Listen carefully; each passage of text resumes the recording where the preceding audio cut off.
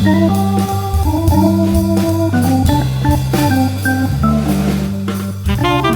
to the Musicians Creating Prosperity podcast, where you'll discover business, mindset, and leadership strategies to put your music business on autopilot. I'm your host, Dr. Fabiana Claure, pianist and former university professor turned seven-figure entrepreneur dedicated to empowering artists worldwide. Whether you're a seasoned musician or other creative entrepreneur, this podcast is your guide to financial, artistic, and lifestyle freedom. Let's dive in.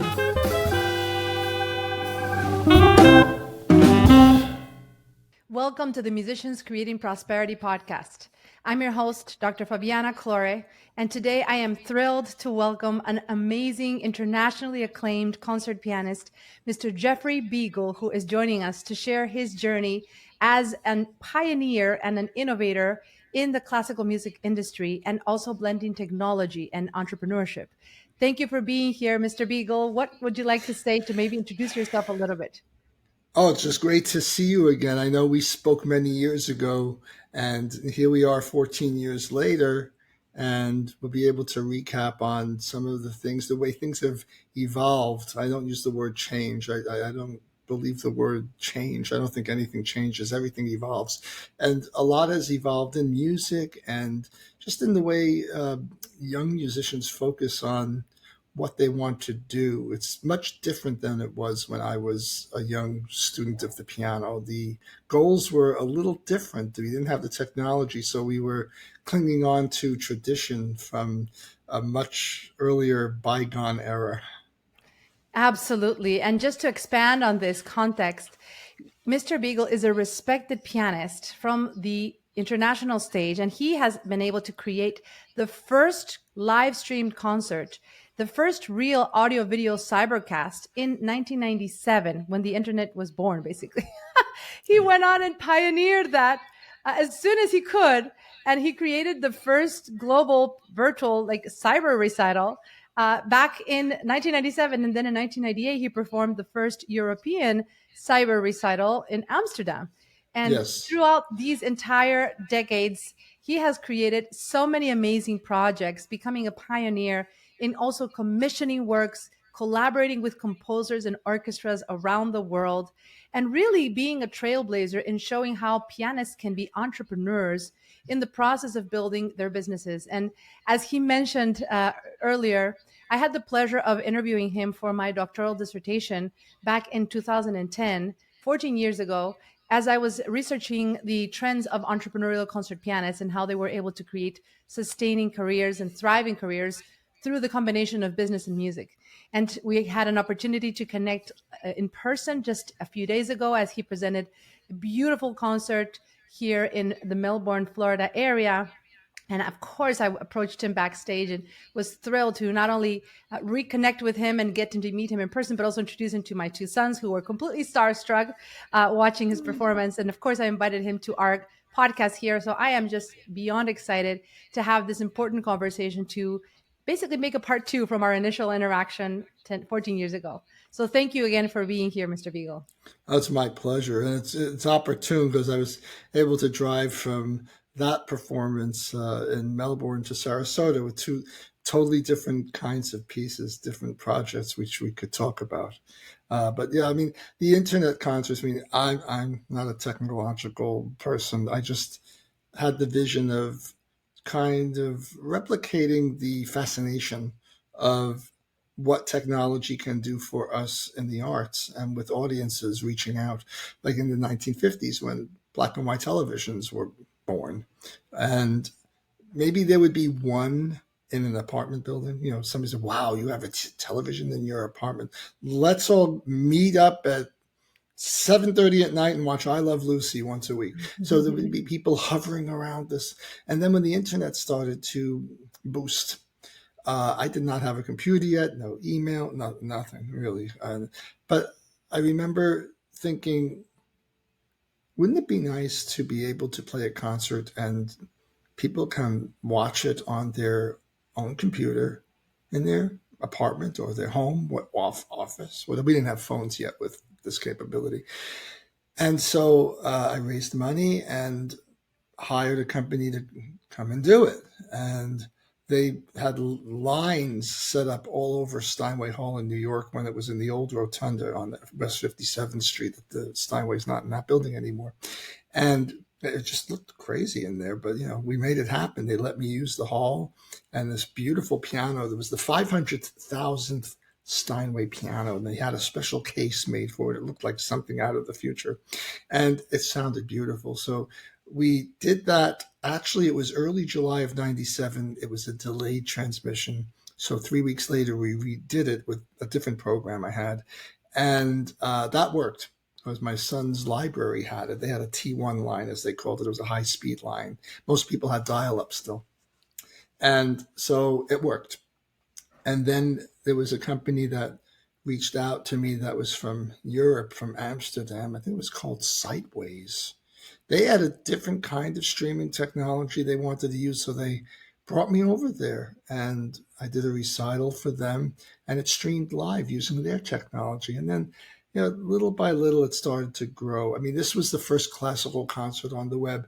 There was something, the Rolling Stones did something uh, around the same time, but there weren't any audio video cybercasts, as they called them. There was no online streaming of a video concert.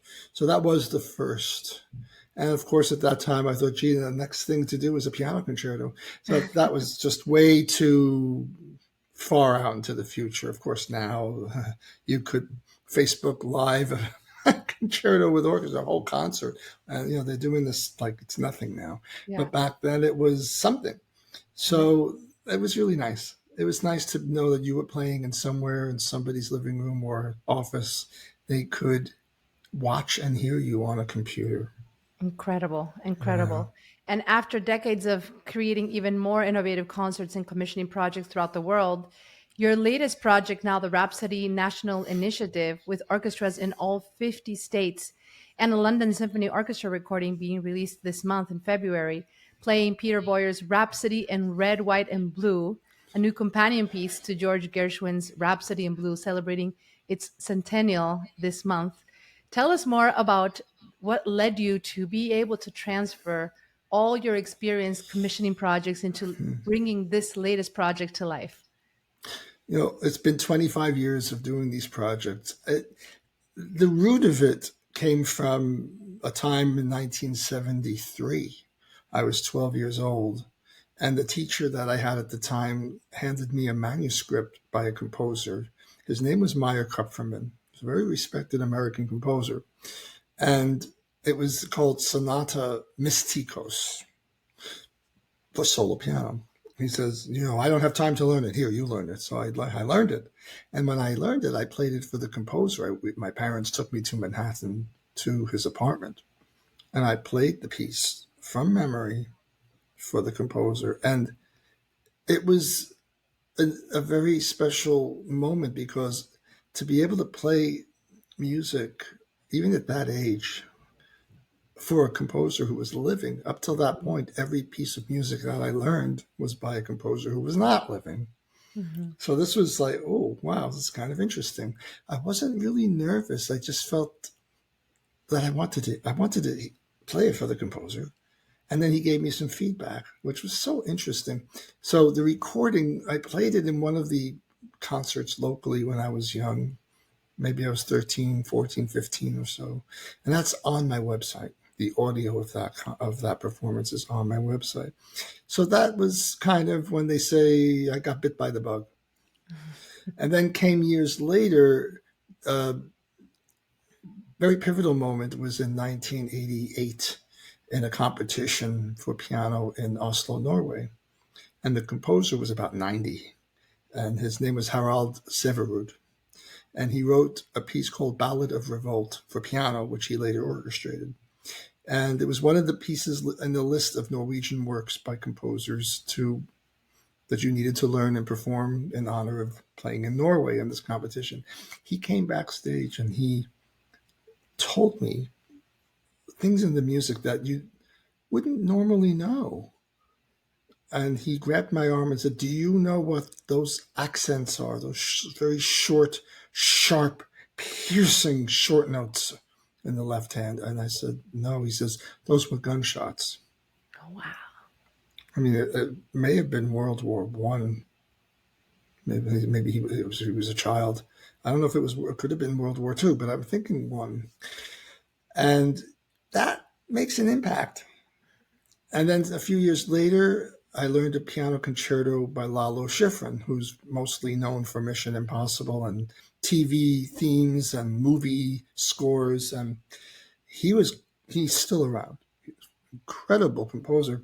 And for me, his piano concerto number 2, titled The Americas, is one of the most brilliant works for piano or an orchestra of the 20th century. It's a 45-minute concerto, at least, not very easy, but very tonal, very rhythmic, very potent, powerful, passionate. I think it's one of the best concertos of the 20th century, but only 2 or 3 of us know it. And I performed it a few times, and I met Lalo at the concert I played of that concerto with the Honolulu Symphony. It's called the Hawaii Symphony now. And he came to that concert, and we talked, and he said, they're going to do a movie, and I will include this, and it's about a piano competition, and was produced by Lord Lou Grade, who was the Cecil B. DeMille of Europe. He's a big producer. And we'll let that ring. That's fine. The phone never rings. In all these years, the phone never rings in my hotel room. Never. Never. Okay. There we go. Okay. So he said that it was going to be a few years later. It was about 4 years after that Hawaii performance.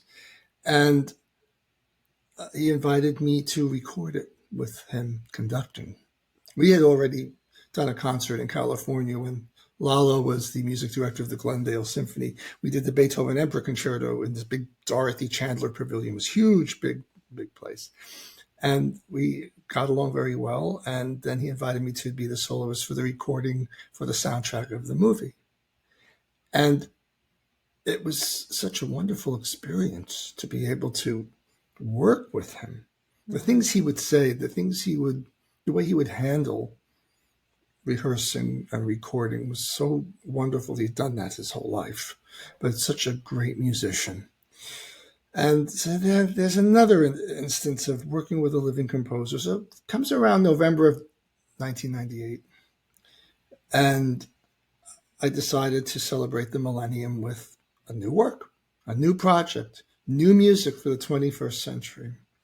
And I chose Ellen Taves Willick because she was a very respected composer, and her music was very easily digested by everybody. Everybody liked her music. It wasn't so terribly difficult to understand, but you felt it immediately. And I approached her, and I created what was at the time the first largest consortium of orchestras put together. There were 27 orchestras in 25 states. So that means there's 2 orchestras in 2 different states. And the premiere of that was Cincinnati Symphony in September of 2000.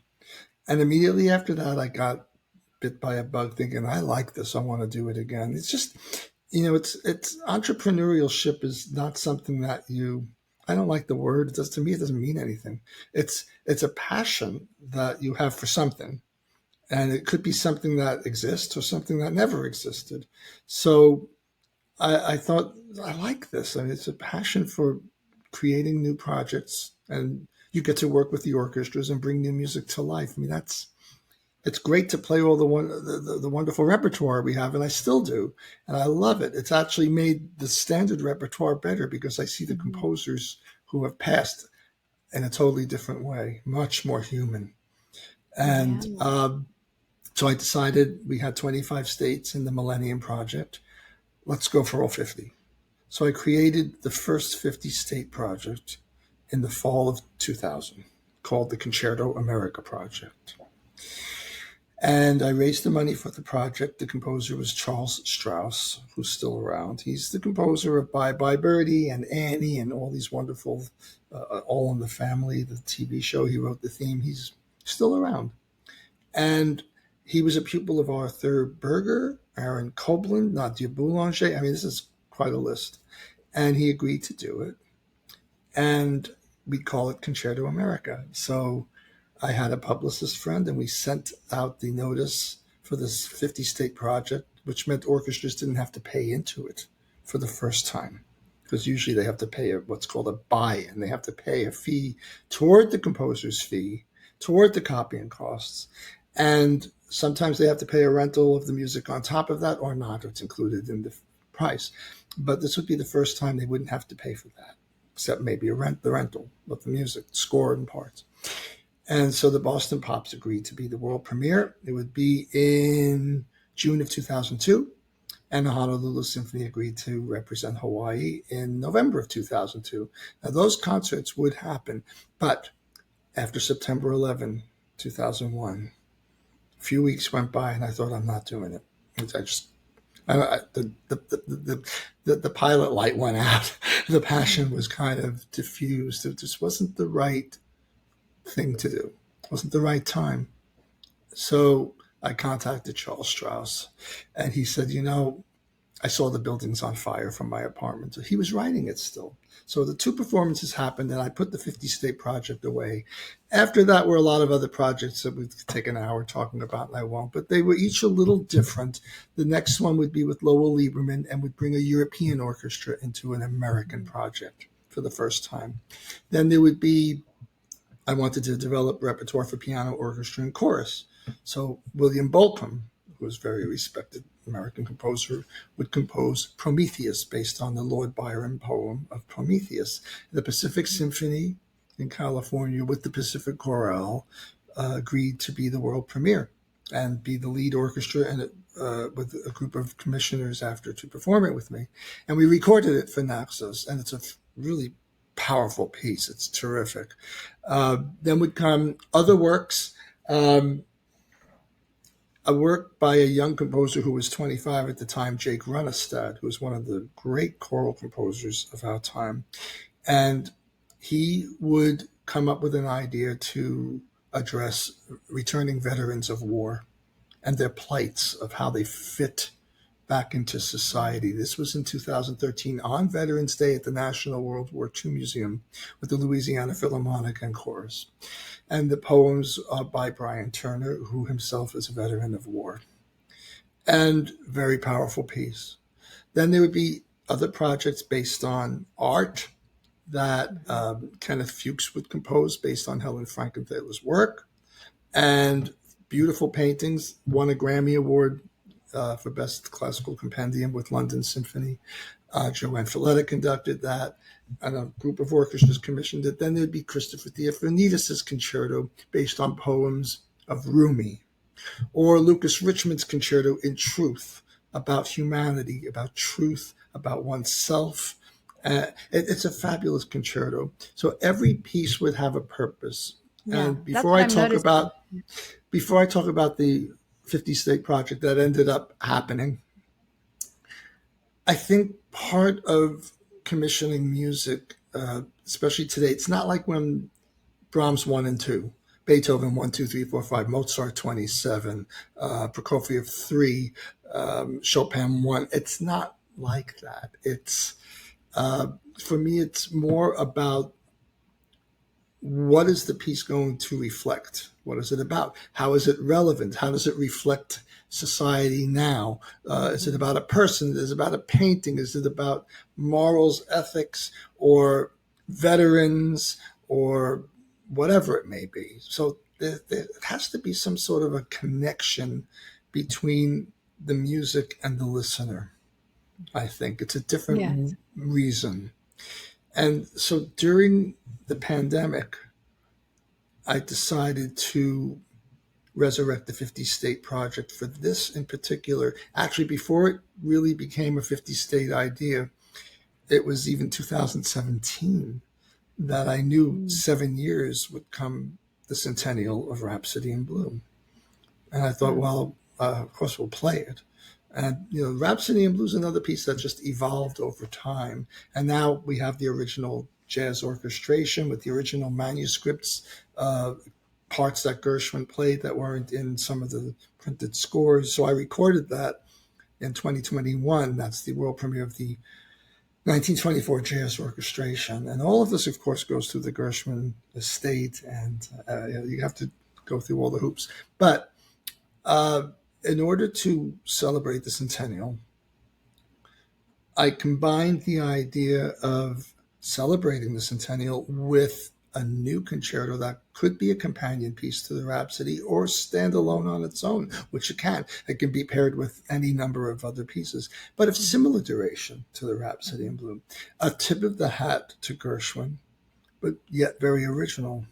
And I approached a few composers who said no. They just didn't think it was in their way of writing to do it. And then I approached Peter Boyer, with whom I had spoken about some other projects in the past. I remember we talked about a Planets Concerto once. We didn't get to do that, but Daniel Pertu, composer, did that. And it's incredible. It's piano concerto about with all the planets. It's a main. I said to him, I want a main theme. First, I want the Big Bang. I want the biggest sound you have of the universe starting, and then the piano comes in with the main theme, the original theme, and then you take it to every planet. I'll travel as a pianist to every planet, and there'll be variations on that theme that reflect the sciences of the planets, not the mythology of them. Like the Holst is very different, the planets is very different by Gustav Holst. This is more scientific. It's incredible. It's one of the really most beautiful piano concertos I play. Powerful, but also very beautiful. This when he gets to Neptune, you just feel like you're so far away from Earth. It's just an incredible moment. Then he goes into the universe further out, and the Kuiper Belt. It's a great piece. So there's a purpose for that too. So I went to Peter Boyer, and Peter said, I don't know if I want to do that. And I said, well, why not? I said, I gave him the title. I said, I want Rhapsody in Red, White, and Blue. It took me a while to come up with the title because what do you do that's not Rhapsody in Blue, but thinking of colors and rainbows and things? Oh, that's just, I don't like it. And then I looked at the American flag and I thought, it's right there in front of me, a Rhapsody in Red, White, and Blue. And it's about the American flag, which drapes over the whole country and makes us united, makes us the United States. And I felt, no matter who's in the White House at any point in time, there's always going to be division. There's always going to be. It's just not, you can't get around it.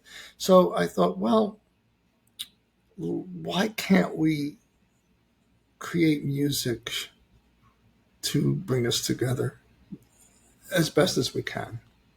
I said, let's get rid of the word division. Division means something is cut, something's divided. Mm-hmm. So how about disconnected? Maybe we're just disconnected. Maybe the music can connect us. Let's get rid of this newfangled word called inclusion. I don't like inclusion because that means you're forcibly including something because of something. How about instead of inclusion, which for me creates exclusion, how about inclusive? Everybody. Just do it. Don't talk about it. Don't say I'm doing this because of that. We have to include them because of this or that. To me, that's kind of just like you just keep going into putting yourself in a corner eventually. How about just do it? Let's just do red, white, and blue. It's about everybody. So it's inclusive diversity. Let's reconnect the disconnect and make it inclusive diversity, and just unity through music. Mm-hmm. So see what happens. So I raised the money during COVID because we weren't performing. We didn't have time to really do much but soul search and figure out ways of coming out of this if we survive this. Mm-hmm. So Peter said, I don't think I want to do this because I'll be compared to Gershwin. And it was a valid point. I said, who cares? People compare things all the time, but it doesn't need to be compared to Gershwin because you're not Gershwin. You're your own person. That's 100 years later almost. So I said, I'll tell you a story about Gershwin. When he knew orchestration, I mean, people thought he didn't know how to orchestrate. The original score before he gave it to Freddie Grofé in 1924 to fill out was already done. And they have now what's called the Behrens edition of Rhapsody in Blue, and I think it's the best of all of them. Uh, he wanted to learn more about orchestration. The god of orchestration was Maurice Ravel. So Gershwin went to Paris and wanted to study with him. So Maurice Ravel says to him, I hear you do really well as a composer in America. How much money did you make even last year? How much money did you make doing this? And so when Gershwin told him the dollar figure, Ravel's eyes probably popped out. He says, oh my gosh, I should be studying with you. He's very successful.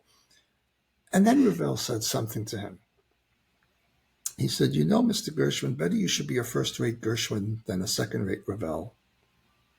In other words, don't try to be me. I said to Peter 100 years later, maybe why don't you just think about being a first-rate Boyer instead of a second-rate Gershwin? Wow. It worked. That's so He powerful. understood what I meant because you can't be somebody else. If you try to copy somebody else, you're never going to come up with an original product. Anyway, Wow. but the way he did it is actually really good. It's he tips the hat to Gershwin immediately. You hear the rhythms of the Charleston ta ta ta ta ta ta ta ta ta ta ta ta ta bam bam. You hear that 1920s Charleston dance in there. And there's other little tips of the hat, but with Gershwin's Rhapsody in Blue, it reflects songs, musical theater. People would go to shows and they were all singing songs. It wasn't like Mhm. Aaron Copland's Appalachian Spring, Mhm. sprawling Grand Canyon Suite, or by Grofé, or Yes. even big film scores that would come in the 1940s, 50s, 60s, 70s. John Williams' Star Wars changed the whole sound of film scores. It just made it much bigger than life. I would And like to maybe extract a few lessons from what you just shared so that our listeners can kind of connect with this, with like these trends that you're discussing, with how such important business principles are being showcased with everything you just shared. Because the truth is, in order for you, number one, to build these projects, you needed to create and tap into the existing need that existed in terms of trying to celebrate a particular occasion, or elevate a particular type of theme, or veterans, or just the idea of being able to build a musical project in response to, mhm, in a way, a need of society of highlighting certain things, as you mentioned, themes, exactly. holidays, things that were specifically needing highlighting. You were able to tap that existing need with building these projects around those themes. So that showed from the very early stages a desire to kind of meet the audience where they are, right? And serve them something that would be connected to their needs. And I think when it comes to building our businesses, um, sometimes we try to focus too much on what we want as artists and not so much on what audience people Yeah. are looking for. And there's this notion of like, oh, you're selling out or this or that. But I really want to Mhm. highlight in your journey, everything you're sharing, these key principles. Number one, being able to say, okay, what do people need right now? What is a theme that is coming up? What is a centennial, this or that millennium, whatever, and build something in commissioning projects where you have Yeah, higher probability of getting buy-in because you're tying it to an audience need. exactly. You see, like the first thing I said to Peter Boyer also is, yeah, I said, this isn't on about me. None of these Hmm. projects is about me. I just want to build repertoire for the future pianists Hmm. have. So it's not about me. And I said, it's actually not about you either. It's not even about the orchestras. It's about building repertoire for the future and connecting with audiences today.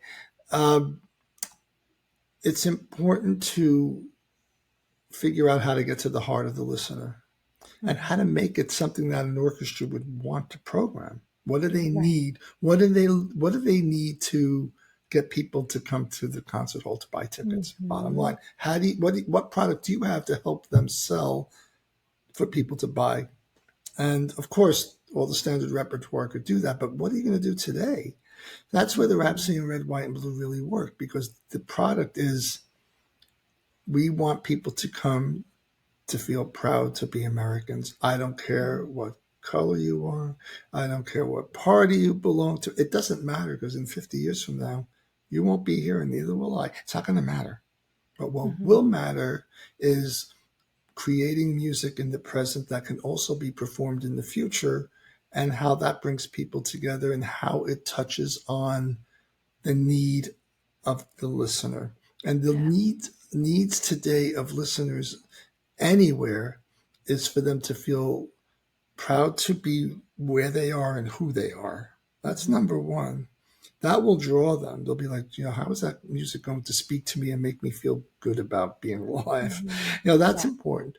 Yeah. And the Rhapsody in Red, White, and Blue, just the title alone brings people in I want to because there's no highlight something you just denying them. mentioned here. So, because you mentioned this is not about me, and you told the composer this is not about you either.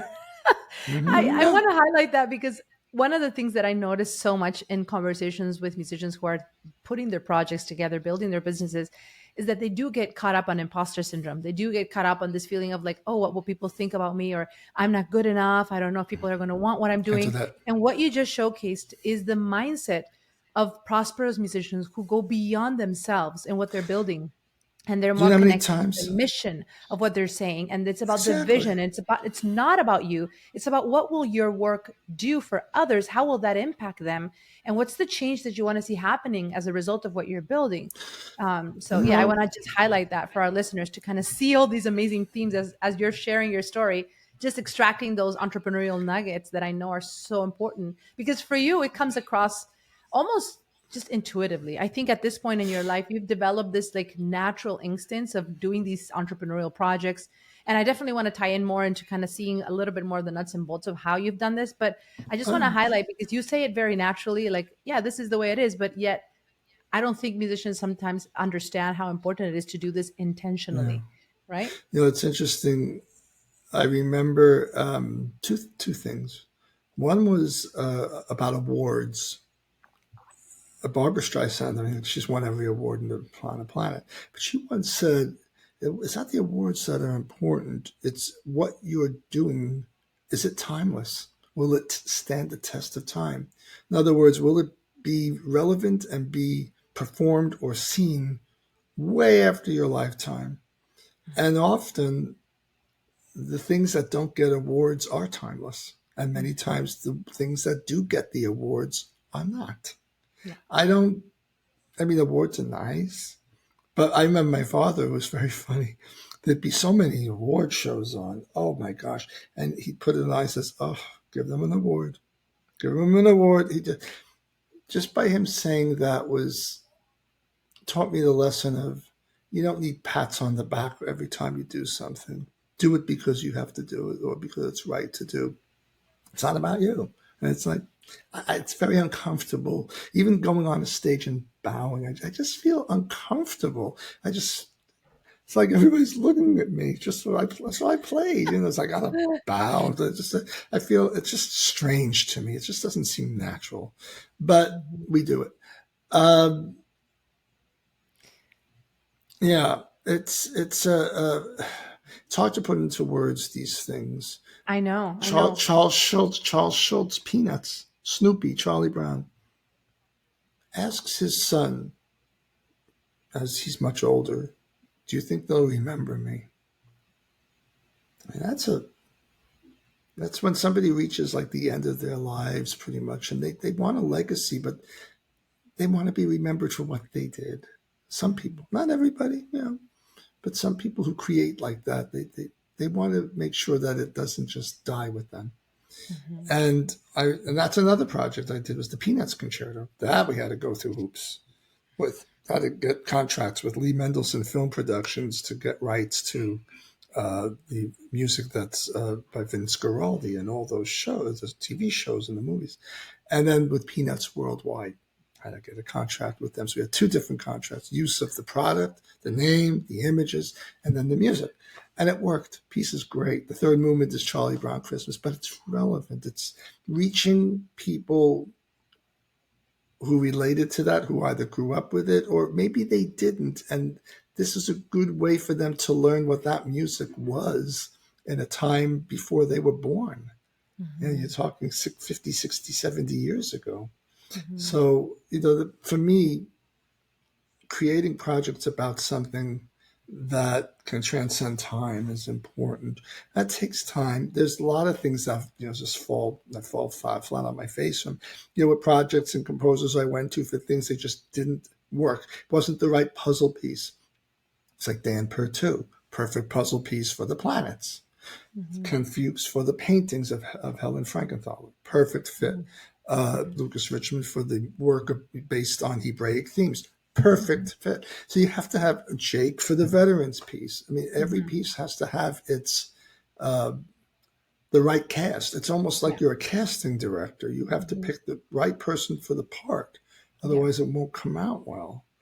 Let's Uh, talk a little bit about the funding of your projects, because you mentioned it in all these experiences that you've put together, these projects, it's taken fundraising skills. And I think for our listeners, a big part of the challenges that musicians face is, not understanding enough how to raise the funds that they want for their projects, not only from a donation perspective, not only as a nonprofit initiative, but also as a for-profit initiative to make sales, to find the types of clients that they really need for their projects, their services, their offers. So, can you talk more about your experience with basically funding your projects? What was it like to create the right type of proposal? And what are some of the strategies that you've developed in navigating the financial aspects of really getting those funds and securing buy-in from your followers, your sponsors, et cetera, your yeah. relationships? Uh, the most important thing is you find a composer that you think fits up. You have to have a project. You have to have a product. It's like anything else. It's like people who get backing for a new prototype or something, or to Mhm. open a new business or whatever. You have to match up what you have to where the money would come from. Mhm. Uh, I mean, in the beginning, I had certain people I knew who I presented the idea to, like for the Millennium Project. The thing was, this is going to be to celebrate the millennium with a new piece of music, and then to build it with orchestras, and the orchestras paid into it too. But the most important thing is to find out how much it's going to cost, and you need to get some down payment money because the composer wants a down payment. Um, be careful not to have a contract, a commissioning agreement with the composer that you are responsible for any of the money. Don't do Mhm. that. Never do that. Just you are the artistic coordinator. You're the conduit. You're the project coordinator, and you have to get the funding, but it has to go usually through a nonprofit. Uh, Mhm. I couldn't imagine anything other than what was the American Music Center, then the American Composers Forum. They've Mhm. been the right arm. They've been the nonprofit organization accepting the funding, Mhm. and then they would turn around and, based on contract, if it's in 3/3, pay the composer down payment, delivery of piano part, delivery of orchestra score and parts. Um, but make sure that you have all the money in the project before you sign it as even a coordinator. You have to have the money first. Raising the money is tricky. Everything is different. I never really wrote grants to foundations because if you have to wait a long time to get a no, that's not good. It's usually through networking and people who know people. Don't be afraid to ask. You have a wonderful product. You're doing something that's outside. Don't make it about yourself. If it's about the music and it's about something that, and they also like a sense of ownership. If orchestras are co-commissioning, it gives them a sense of ownership of the Mhm. piece. It's like buying art that hasn't been written yet. I've actually secured more engagements during my career for music that's never been written than the standard repertoire. It's just the way it is because it has to mean something to the orchestra and be something that they think will mean something to their audiences that will help Mhm. sell tickets. It's like any product. Mhm. But when you take yourself out of the equation, then people don't think you're asking the money for you. Hmm. You're reaching out for funding for a product that will benefit them and audiences and future generations of performers and audiences. You're enriching the repertoire, you're helping the repertoire evolve. That's really what we do. I mean, we're not here forever, and you just, it's like a train. You get on and you have to, it's part of evolution of music. But you have to want to be part of it. If that's not your thing, don't do it. Don't think, oh, I'm going to try that. It's not the way it is. It's something that you have to feel really compelled without question to Yeah. do and feel that that's your part in your life to do. It's not something you just go and do, you Let know. me extract something from what you just said because I believe this is such a powerful perspective. And this applies not only for nonprofit projects, commissioning music, creating artistically directly performance related projects, but also for profit ventures. Because when you are able to position your mission, the reason behind the business that you're building, the service that you're offering, and give it that greater cause that ultimately is here to make an impact, you will get that same level of buy-in that Jeffrey's mentioning, to be able to say, okay, this is a product that I'm selling, the service that I'm offering, and the reason why I'm such a passionate believer in this is because it can make a difference in people's lives. And whether you do it as a nonprofit or a for profit, as long as you approach it with this sense of mission, that you're in this for a bigger reason than yourself, people will connect with that because everyone wants to feel impact, right? So this is such Yes. a powerful, I guess, translation, because, probably most of the listeners in this podcast are creating for profit ventures. And so I want to maybe translate how this applies exactly the same, whether you're doing a fundraising for a nonprofit or whether you are selling your own offers in a for profit way. It's this mindset that I'm hoping that our listeners are taking from what you're sharing of making it about something bigger than yourself and really approaching things from a Always. service place. Would you say that's right? Totally. I mean, it's each one is a different product, but you're just thinking outside the box. Now, a lot of people don't do that. They're either afraid or that's not their thing, and that's Hmm. okay. Um, it's very difficult to make a career and maintain a career as a musician performing with only the repertoire that everybody plays. And that's not why I decided to do this. I did this because some of those seeds that were planted on earlier on by composers I met and played their music for us, I laid out earlier. That's why I went off on the tangent of that, because Hmm. there has to be some sort of an historical effect on you, the seeds Hmm. of why but why that tree is there. They start as seedlings, so Yeah. those were the seedlings, and if the tree grows and thrives, it's great. It's there's also over time you have to establish a level of trust with the composer, of course, but with the orchestras, with the donors. I did a project for in honor of Ruth Bader Ginsburg, and when she passed, and Denise Graves, mezzo soprano, I reached out to her and she said yes, because she was um, Ruth Bader Ginsburg's favorite singer. And she did this new work with me with Dallas Symphony. So Dallas Symphony put in a good chunk of the fee, and I raised the rest.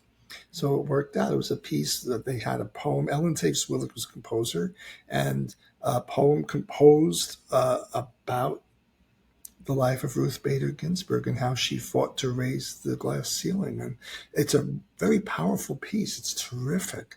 And so it meant something, especially Hmm. it premiered like a year after she passed. Hmm. And so it's an historic reflection of a person who was very powerful in the American judicial system, Hmm. who also was doing, I mean, the inspiration from her was that she and uh, Judge Scalia were friends. They were in different parties, but they were friends. They agreed to disagree, but they agreed on some things, and they were friends. They'd go to opera together, and that was kind of the seed of inspiring me. I wrote my own piece about it too, a reflection of Hmm. justice with a couple of other reflections as a piano concerto. But it's how do you? It's reaching across the aisle through music. Yeah. basically, no matter what it's about. The Rhapsody in Red, White, and Blue is not a very difficult idea. I mean, it's just a Mhm. very basic thing is, Mhm. come on, guys, how do we get together here? You know, Yeah. I Let's mean, it's talk about just, some so of the that's, challenges in the music industry because I would like for you to mhm. maybe share from your perspective, what do you see are right now the biggest challenges that musicians are facing as it relates to being successful in self-starting and sustaining their careers, both as performers, as educators? What do you feel are some of the greatest challenges and how do you think they can be addressed, would you say?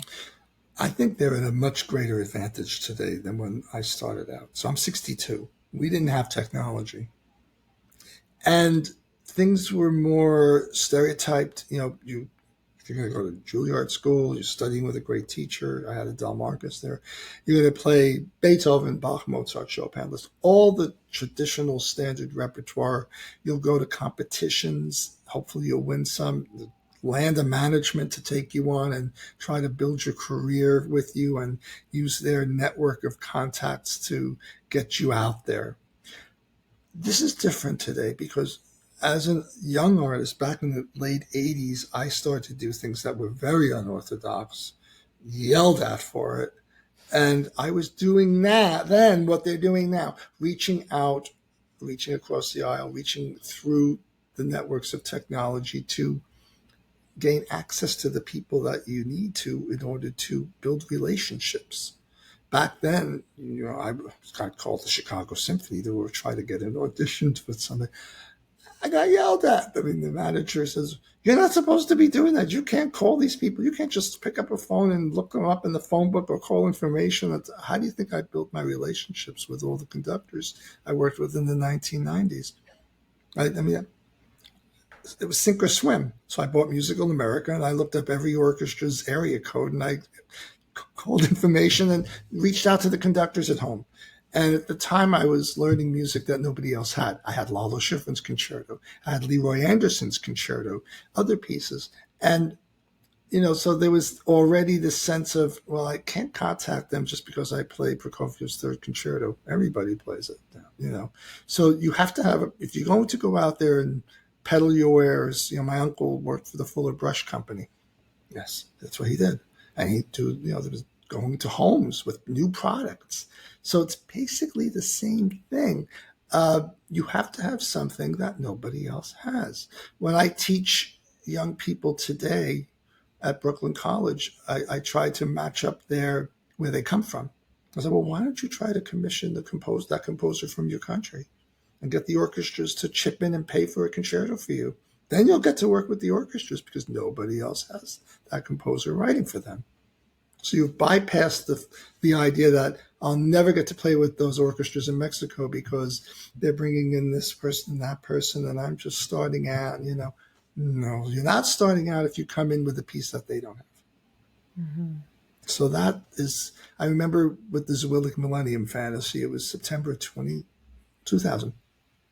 And I was in the artistic administrator's office at the Cincinnati Symphony. She had press kits from the floor up over 6 feet high, press kits from managers. The websites were not really big yet at all. And I said, how do you get through all those? And she says, I can't. I said, I don't know. I said, so how did I get here? She said, because you have something that none of them do. Mm. Now, that can't be the reason why you do it. You have to do it because you have this burning passion to get new music out there and work with a living composer to make it happen. The fundraising is another story. There's people who fund things or foundations, they have to match up with the project that you have to share. Mhm. Mhm. Like when I was doing the planets, not the fundraising was, then there's the publicity. I personally reached out to all the science writers at Associated Press, Reuters, the magazines.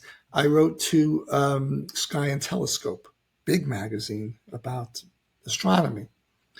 And I wrote to one of the writers, and she wrote back. And she did a story, and it came out the day after the premiere. Amazing. So you have to, that's the other part of it is, you know, it's great to get the funding and get the piece played, but you got to get it known. So I did a lot of publicity myself and got to know a lot of the writers for different things. I love doing it. I mean, you have to love doing it. It's part of the. I hate the word business. It's business is so unmusical. It's just everything's a business. I one of my children is a surgeon, and I said medicine's a business. It's a business. Everything's a business. It means it costs something. Everything costs something. Somebody's got to pay for something, so it makes it a business. So when you ask about the challenges today, well, you have technology, so actually it's easier for musicians to do a lot of things today. You could go on websites, you could go on Instagram, you can go on social media, and you can actually go to people's pages to get to know them, and they're more accessible. In my day, everything had a wall. You couldn't get to anybody. You had a phone number, it was to the agent or the publicist. You can't get near anybody there. And they're in a high up in the castle somewhere and you can't touch them. And I don't know if they liked that so much, being so inaccessible. For certain things, maybe yes, some people probably liked it that way, but I don't know if they really wanted it that way. Maybe they wanted to connect with Yeah. their fans, with people. Um, Not like when there would be throngs of girls outside when the Beatles came. It was crazy, but but the connectivity, like I Right. said, things are disconnected, and I think that is okay if you do it selflessly. It's like for the Rhapsody project, I was able to acquire. We have 39 endorsements from all kinds of people throughout the industry, from Henry Fogel, who was head of the League of Orchestras and Chicago Symphony president, David Hillsup, president of many orchestras. He's still working to help orchestras. Leonard Slatkin, Joanne Filletta, David Foster, Melissa Manchester, Mark Gershwin, Denise Graves. I mean, it's just all these actors. I mean, people from Richard Lewis. He's hot now with this, the show's coming back. But, people, and it's interesting, you never know what you're going to get when you connect with somebody. Richard Lewis is an interesting guy. I don't know if you know, he's the comedian, the actor. Hmm. And I think it was through Twitter, X, whatever. And I wrote to him because if they have the little mailbox on there next to their name when you follow them, that means write to me. If they don't, they're like, I don't want to be bothered. Right. So I wrote to him. I said, I hope you like music. Hope you like the piano. He wrote back, yeah, I love Rhapsody in Blue and Oscar Levant. And what? Oscar Levant was, George Gershwin's friend, and he played Rhapsody in Blue. Everybody thought, Oscar Levant he was Rhapsody in Blue. He played it. And he's in the movie Rhapsody in Blue, 1945. But he wrote that to me. I was like, that hit me out of nowhere. I've never expected that. And that's what struck up a friendship. So you really never know people until you connect with them. And I think that today the young people have that access that we didn't have. It's a big plus. Very easy to become a pain. I'm sure I pestered people enough and I'm a pain in the butt. But you know what? As my wife's grandmother used to say, you don't ask, you don't get.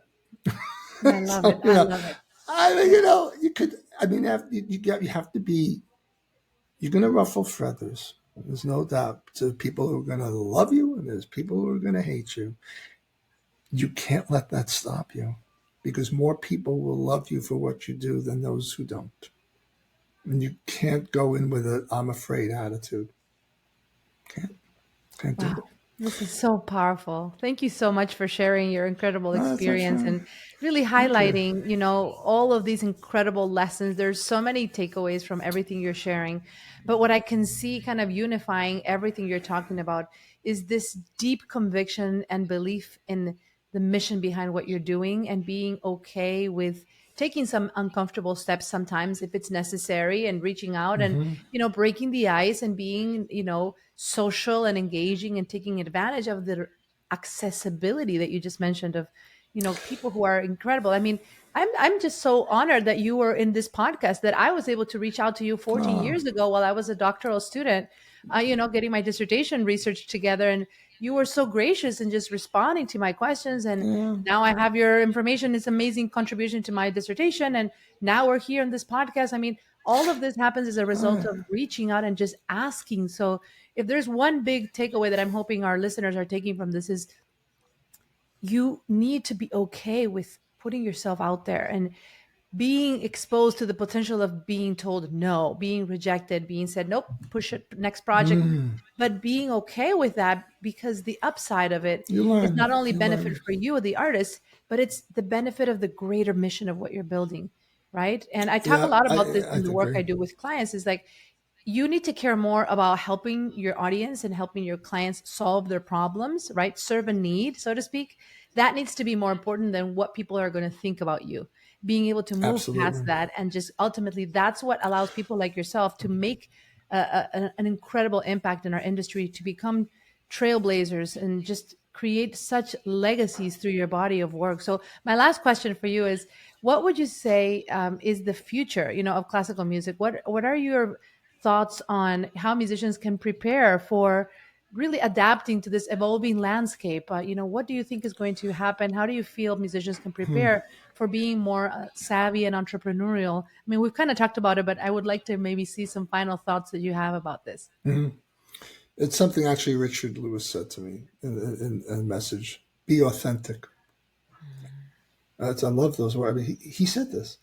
And I think if you're genuine and you're truthful with people about what you're doing, uh, we really don't have a crystal ball. The one thing that does bother me, is a little unnerving, is that if artificial intelligence, and it's AI, if they start to do things with that could replace the human element, then we're in trouble. Mm. Because if they could, let's say, have a computer digest recordings of Vladimir Horowitz, and then someone writes a new concerto and says, "Oh, I would love to hear what Horowitz would sound like playing it," and they Oh, wow. put the score through that, it's scary, but I Wow. do see it, and that we don't want to see technology replace. I mean, it already does. The technology already does replace a lot of what humans do. Uh, how many people write a letter by hand? All right, so email's great. Future of music, don't take away the human element. See, that's people have to stay strong about that. It's very easy to cave into the ease of technology that can do things for you. Very easy. But once you let technology do things for you that are creative, that's a red flag. Mm. That's what I see. That's what I see as one of the biggest challenges, is the evolution of technology and the effect it could have on taking away a person's ability to create. Mm. Let's hope not. I mean, I don't know. I mean, a computer can't draw art. Of course, they could. Of course, you can create art on a computer, but it's not like when somebody takes a paintbrush. Yeah. I You love know, what you said, like it's be authentic, right? Because the more you can it's a connect great to your line you said. story, to your vision, to your reason why you're building what you're building, and you can communicate that with a degree of clarity and conviction that you just shared this entire episode, that is irreplaceable. Like there's no AI that can Wow. replace that passion, that vision, and that desire to be of service in the work that you do. So thank you so much for being in this podcast. I am so happy Pleasure. to have been able to meet you in person again and bring you into our listeners. I hope that everyone is feeling thrilled and excited about what you've heard in today's episode. Is there any place that you would like to send our listeners to learn more about you and your work? Where would you like to invite them to continue learning Oh, more just about you? go to the YouTube channel. It's Biegel 88. The website. Just go Google things. You could see things on YouTube, and you just keep your eyes open about, especially the Rhapsody in red, white, and blue. We have 54 orchestras so far Incredible. in 50 states, and the recording with London Symphony. That was another fundraising effort. I was very fortunate to have one person at a foundation who loves Rhapsody in blue, and he helped the foundation support a good chunk of the commission for Peter's fee and the entire recording with London. Oh, wow. Fantastic. So you have to have a product that appeals to somebody that they're going to make happen on the financial end. And you always have to be careful that you're sensitive to their space and Mhm. their time. Because if you do too much, or you make it, can never sound too anxious. You have to almost be like a surgeon Mhm. in a long operation. Yeah. Every step is important, and you can't rush a step because you can puncture something and you can't get it back. Love it, So love it.